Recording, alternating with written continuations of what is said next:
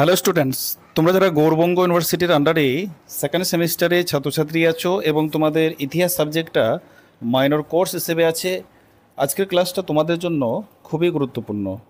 আজকের ক্লাসে আলোচনা করব তোমাদের হিস্ট্রি মাইনর সাবজেক্টের একটি 10 মার্কের প্রশ্ন উত্তর নিয়ে।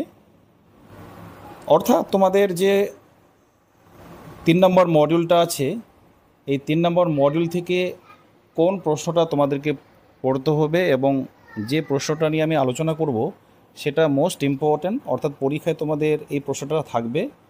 দেখো, আমি ফাইনাল একটা সাজেশন তৈরি করেছি, খুব প্রশ্নের মান এখানে খুব কম আছে।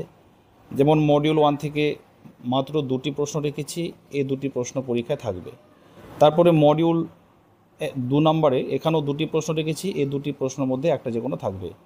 তারপরে মডিউল, এই যে 3 নম্বর যে মডিউলটা, এখানে দেখো অশোকের ধর্মের মূল নীতিগুলি কী ছিল, এটি কতদূর বৌদ্ধ ধর্ম দ্বারা প্রভাবিত ছিল, অথবা অশোকের ধর্মের বৈশিষ্ট্যগুলি আলোচনা করো। দেখো, এটা 2023 সালে পরীক্ষা এসেছিল গৌরবঙ্গ ইউনিভার্সিটির আন্ডারে, অর্থাৎ যেগুলো PIQ কোশ্চেন আছে সেগুলো কিন্তু অবশ্যই পরীক্ষা কিন্তু থাকবে, ঠিক আছে। তো আমি দেখো, এই যে 3 নম্বর মডিউলটা আছে, এটার সিলেবাসটা একটু বড় আছে, আমি তোমাদের আজকে নোটসটা আলোচনা করিয়ে দিচ্ছি। দেখো, প্রশ্নটা ছিল অশোকের ধর্মের বৈশিষ্ট্যগুলি আলোচনা করো। মোস্ট ইম্পর্ট্যান্ট একটা প্রশ্ন, পরীক্ষায় তোমাদের এই প্রশ্নটা আসার প্রবল চান্স রয়েছে। প্রথমে ভূমিকা লিখতে হয়, তোমরা তাই লিখবে, মানুষ ও শাসক হিসেবে সম্রাট অশোক খ্রিস্টপূর্ব 273 থেকে 232 অব্দ এর মূল্যায়ন করতে হলে তার প্রচারিত ধর্ম, এর অর্থ ও আদর্শগুলি অনুধাবন করা দরকার। অশোক নির্মিত স্তূপ, লেখমালায় প্রচারিত অনুশাসন ও তার রাজত্বকালে তৃতীয় বৌদ্ধ সংগীতির আহ্বান প্রভৃতির দ্বারা বোঝানো যায় যে তিনি প্রথম জীবনে শৈব হলেও কলিঙ্গ যুদ্ধের পর বৌদ্ধ ধর্মের প্রতি আকৃষ্ট হন ও পরে তা গ্রহণ করেন। এটুকু লিখবে।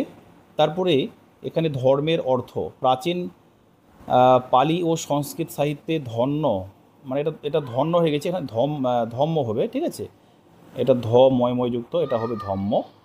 শব্দটি নানা অর্থে ব্যবহৃত হয়েছে। নৈতিক দিক থেকে ধর্ম হলো উচ্চ নৈতিক ও আধ্যাত্মিক মান বজায় রেখে কিছু সুনির্দিষ্ট আচরণবিধি। দার্শনিক অর্থে ধম্ম হলো বৌদ্ধদের চোখে গৌতম বুদ্ধ কর্তৃক স্বীকৃত।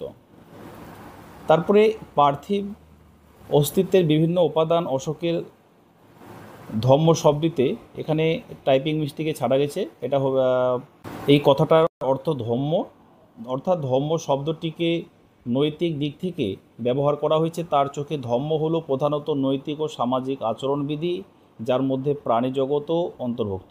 মাস্কি লেখতে অশোক প্রথম ধম্ম শব্দটি ব্যবহার করেন।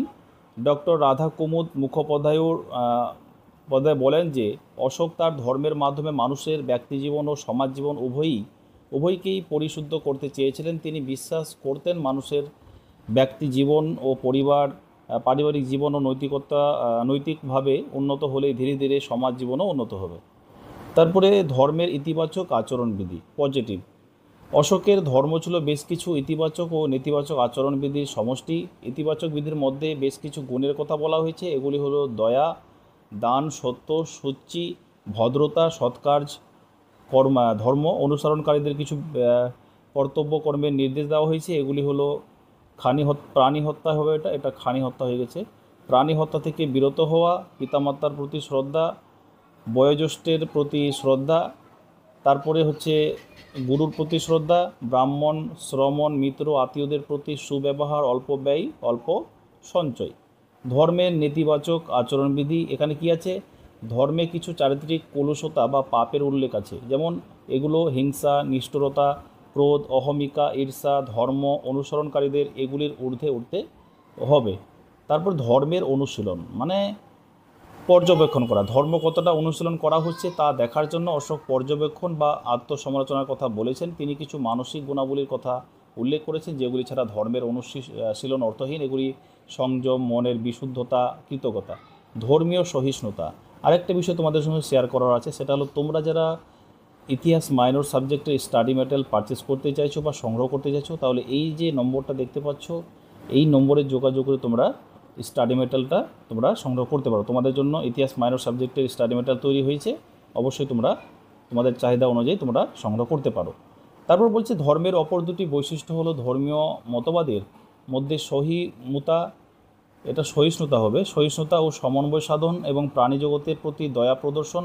অশোক সব সম্প্রদায়ের প্রতি নিরপেক্ষ দৃষ্টিভঙ্গি গ্রহণ করেন ও তাদের পরস্পরের প্রতি শ্রদ্ধা প্রদর্শনের আহ্বান জানান। ধর্মীয় সহিষ্ণুতা বিকাশের সর্বোত্তম পন্থা হলো বর্জন সংযম এবং সব সম্প্রদায়ের মধ্যে মৈত্রী স্থাপন। তার আদেশে যে কোনো ধর্মাবলম্বী মানুষ সাম্রাজ্যে যে কোনো স্থানে বসবাস করতে পারত।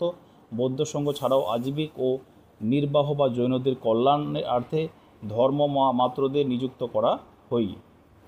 তারপরে এখানে ব্রাহ্ম অনুষ্ঠানের নিদান। ধর্মীয় সহিষ্ণুতার কথা বললে অশোক প্রকাশ্যে ব্রাহ্মণ্য আচার অনুষ্ঠানের নিন্দা করেছেন। রোগমুক্তি, সন্তানদের জন্ম, বিবাহ দিতে বিভিন্ন মেয়েলি অনুষ্ঠানের নিন্দা করে তিনি নৈতিক আচরণের নির্দেশ দিয়েছেন। কোনো উৎসব উপলক্ষে সমাবেশ, যজ্ঞে পশু বলি বা সম্ভবত তার রাজপ্রাসাদে পশু হত্যা নিষিদ্ধ করা হয়। ধর্ম বিজয় কি বলছে এখানে? সম্রাট অশোক বাহুবলে মানে রাজ্য জয়ের পরিবর্তে ধর্ম বিজয়ের কথা ঘোষণা করেন। এই নীতি অনুসরণে সম্রাট অশোক প্রতিবেশী রাজ্য বা অরণ্যবাসীদের মধ্যে ধর্ম মহামাত্রীদের প্রেরণ করেন বা ধর্ম প্রচারকদের মাধ্যমে সেই সকল জায়গায় ধর্ম বিজয় করেন। অশোকের ধর্মের প্রকৃত স্বরূপ এখানে কি বলছেন? অশোক প্রচারিত ধর্ম প্রকৃত ধর্ম ছিল কিনা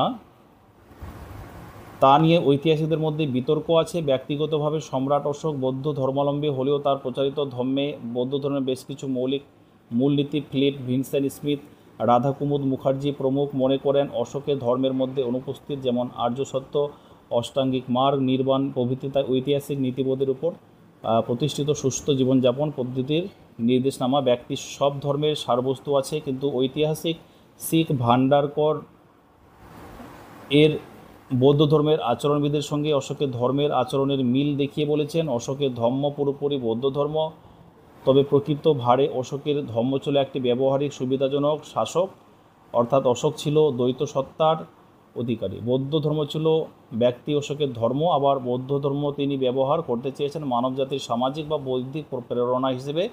উভয়ের সংমিশ্রণে ধর্মের উদ্ভাবন হয়। ধর্ম ছিল একটি নৈতিক নির্দেশিকা। এই স্টাডি মেটেরিয়ালটা বা অর্থাৎ এই নোটসটা তোমরা ভালো করে রেডি করলে আশা করি তোমরা পরীক্ষায় 10-এ 10 কিন্তু অবশ্যই পাবে।